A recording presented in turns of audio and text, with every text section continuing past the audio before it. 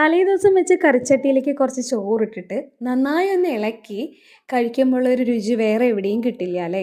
അതൊരു പാത്രത്തിലിട്ട് കഴിക്കുന്നേക്കാളും എന്തൊരു ടേസ്റ്റാണെന്നറിയോ ആ ചട്ടിയിലിട്ട് കഴിക്കുമ്പോൾ. ഞാൻ കുറേ നാളുകൾക്ക് ശേഷമാണ് കേട്ടോ അങ്ങനെ ഒന്ന് കഴിച്ചത്.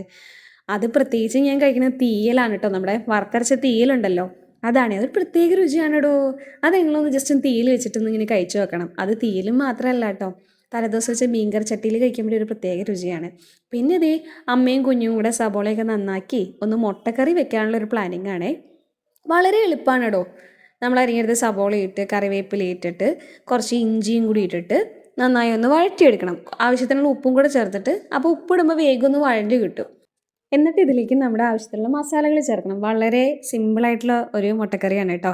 അതിലേക്ക് ലേശം മഞ്ഞൾപ്പൊടി, മല്ലിപ്പൊടി, മുളക് പൊടി ചേർത്തിട്ട് നന്നായി ഒന്ന് ഇളക്കി മിക്സ് ചെയ്തതിന് ശേഷം അതിലേക്ക് കുറച്ച് വെള്ളം ഒഴിച്ചു കൊടുത്താൽ നന്നായി തിളച്ച് വരുമ്പോൾ മുട്ട ഇട്ടാൽ നമ്മുടെ മുട്ടക്കറി റെഡിയാണ് കേട്ടോ.